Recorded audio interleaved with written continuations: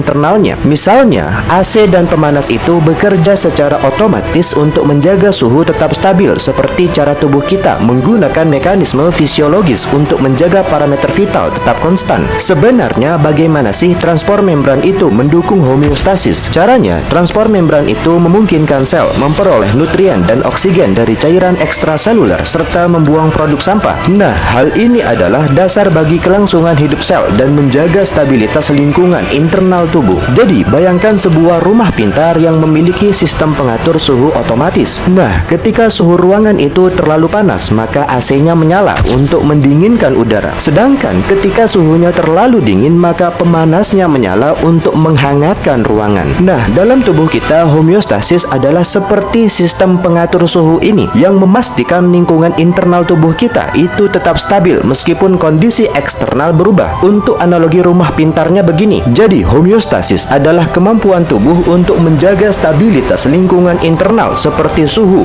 pH, tekanan darah, kadar oksigen, dan keseimbangan cairan. Nah, semua proses ini dilakukan melalui mekanisme transport bahan melintasi membran plasma yang merupakan jembatan antara sel dan lingkungannya. Apa sih pentingnya transport membran ini? Jadi, sel kita itu memperoleh nutrien dan oksigen dari cairan ekstraseluler dan membuang produk sampah ke cairan ekstrasel. Nah, transport bahan yang melintasi membran plasma adalah dasar bagi kelangsungan hidup sel. Selanjutnya, ada studi kasus pertama tentang gagal ginjal akut ketika pabrik air itu berhenti menyaring. Semacam ada air yang tidak lagi mengalir. Jadi, ada seorang petani tua umur 68 tahun tiba-tiba tidak kencing selama 24 jam. Lalu, nafasnya berat, ada bengkak di kakinya, dan kesadarannya mulai menurun. Nah, di balik gejala itu ternyata sistem homeostasis cairan dan elektrolitnya gagal. Ginjalnya yang biasanya menyaring 180 liter plasma per hari itu berhenti bekerja akibat dehidrasi berat dan shock hipovolemik. Maka timbullah masalahnya bahwa tanpa filtrasi glomerulus, maka urea dan kreatininnya menumpuk, akibatnya ensefalopati uremik. Nah, kalau kalium itu tidak diekskresi, maka kalium itu naik ke 6,8 milimolar. Akibatnya terjadi depolarisasi miokard. Sebagai konsekuensinya adalah aritmia. Kalau airnya tidak diekskresi, maka terjadi edema paru-paru sehingga terjadi sesak nafas. Dan kalau pH itu turun atau asidosis metabolik, maka enzim seluler itu terganggu. Hasil akhirnya adalah homeostasis volume, tekanan, elektrolit, pH, dan toksin itu semua kolaps bersamaan. Solusinya apa? Solusinya resusitasi cairan dengan hati-hati dan hindari overload. Lalu ada hemodialisis, yaitu menggantikan sementara fungsi ginjal dengan menyaring, menyeimbangkan, membersihkan. Sehingga apa? Sehingga dalam 48 jam ureanya